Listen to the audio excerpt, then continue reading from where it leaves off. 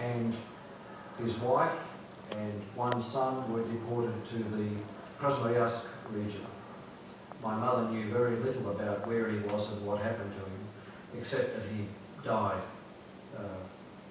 relatively quickly, which may be a good or a bad thing, depending on the circumstances in the camps. Peter Manis's grandfather was one of tens of thousands of Latvians deported to Siberia during the Soviet occupation.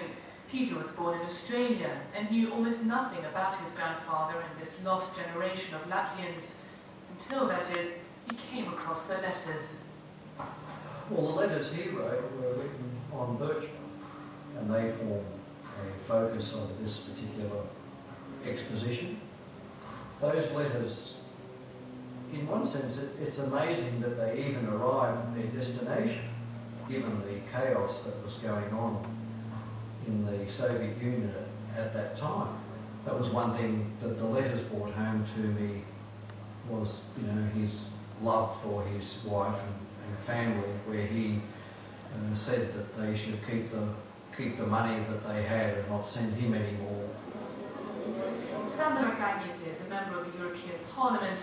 She organised the exhibition of the Birdbath letters and says this is part of her own family history. In 1941, on 14th of June, my grandmother, my grandfather and my mother, they were deported. My grandfather died in